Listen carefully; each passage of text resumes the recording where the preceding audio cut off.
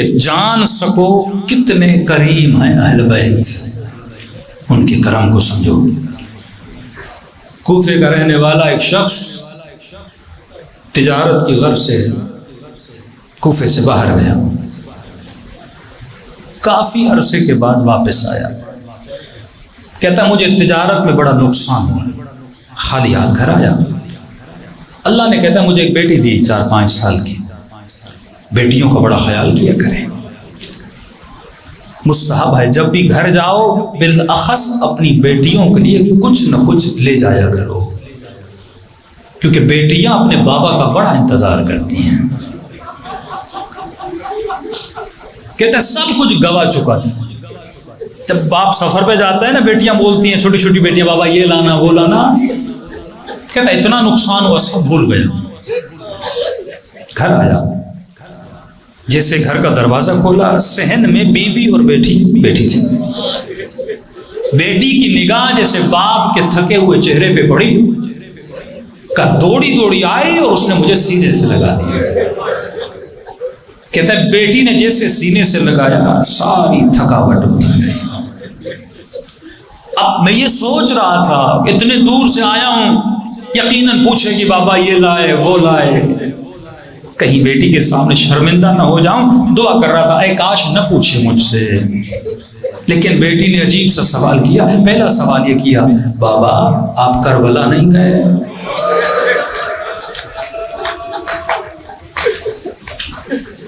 मैंने बीवी से कहा बच्ची क्या कह रही है?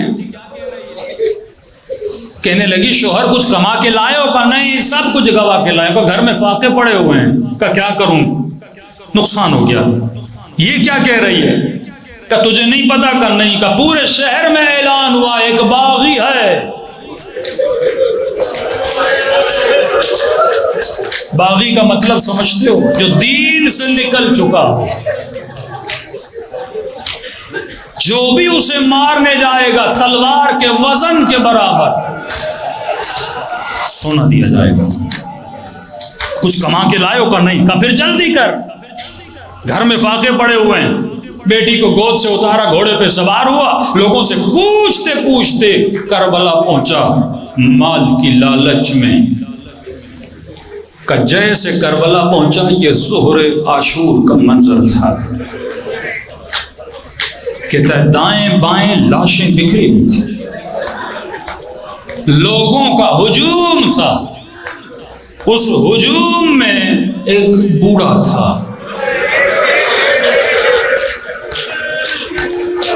का जिसे जो मिलता था वो उसे मारता था।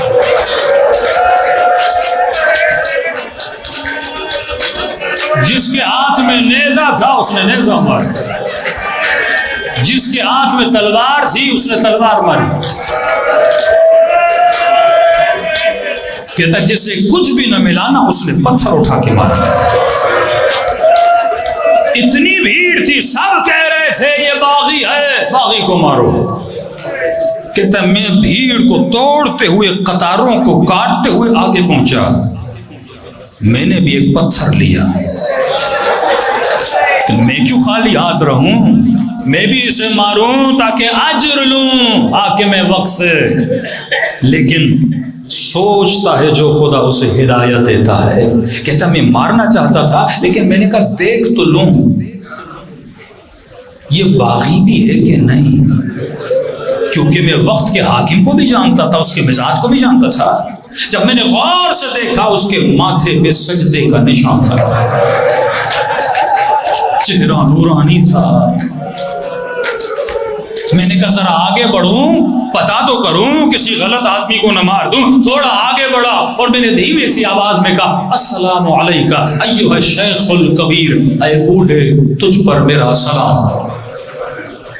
सलाम क्यों किया? क्योंकि अगर मुसलमान होगा जवाब देगा, अगर मुस्लिम नहीं होगा जवाब नहीं देगा। कि जैसे मैंने सलाम किया उसने अपने चेहरे को बुलंद किया, मेरी तरफ देखा, मुझे मेरे नाम से पुकारा।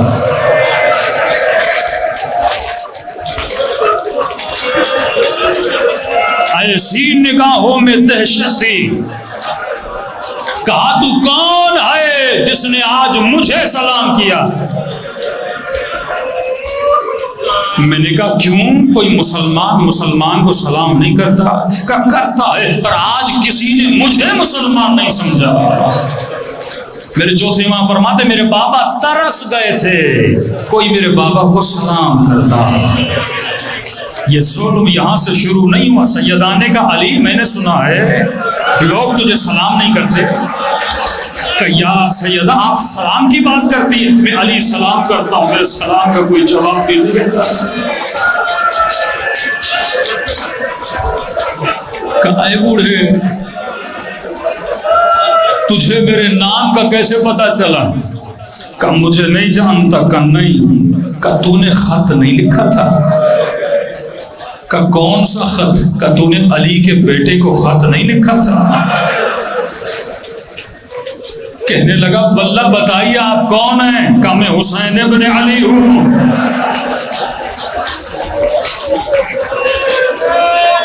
तसव्वुर करके रोया करो कि पूरी जिंदगी इमाम ज़माना का इंतजार करो और खुदा न खास्ता एक दिन आए अपने मौला को पत्थर मारने जाओ, क्या गुजरेगी? पूरे वजूद में कपकपाहट तारी हो गई, लरसती हुई टांगों से मौला के कदमों में गिरा। मौला वल्लाह मैं तो आपका इंतजार कर रहा था, मौला मैं तो तिजारत पे गया था, मुझे क्या पता करबला बप्पा हो गई।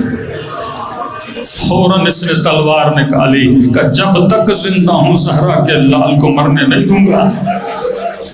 जैसे लड़ना चाहता था हुसैन ने रोक लिया। का तुझ पे जिहाद वाजिब नहीं है।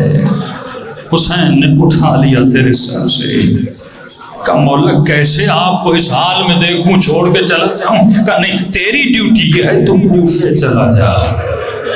मुझे नहीं पता हुसैन कूफे क्यों भेज रहे हैं, शायद इसलिए कूफे जा, शायद मेरी बहन को चादर की जरूरत है। कोई तो हो वहां हमारे चाहने वाला। खुदा की कसम ये वाकया सुनने के बाद भी अगर कोई हुसैन का दिल तोड़े वो शिया नहीं हो सकता। इमाम ने इसे मजबूर किया कि चला जा। कहते बड़ी उदासी के साथ रोता हुआ हुसैन से दूर होता गया। थोड़ा दूर हुआ, पीछे से आवाज दी जरा मेरे करीब तो आ। कहता है खुशी खुशी वापस आया, शायद मेरे मौला मुझे इज़्न दें। कहता जैसे आगे बढ़ा हुसैन ने अपने जख्मी हाथ से एक अंगूठी उतारी।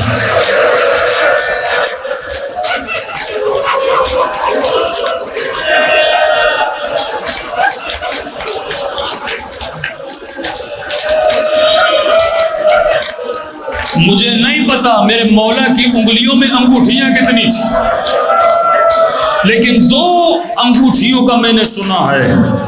एक ये जो हुसैन ने उतार कर दी, दूसरी के लिए इमाम ज़माना फरमाते उतर नहीं रही थी।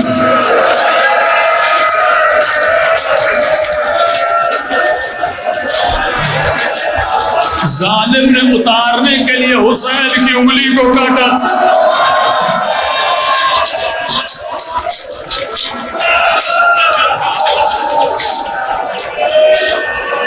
खुदा की कसम तू अपने बच्चों से इतना प्यार नहीं करता जितना हुसैन तेरे बच्चों से प्यार करता है।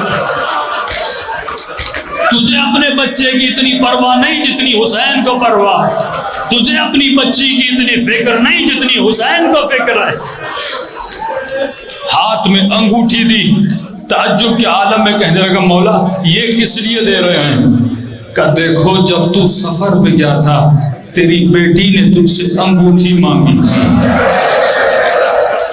तुझे याद नहीं था, हुसैन को याद है। जिसे गैरों की बेटियों की परवाह हो।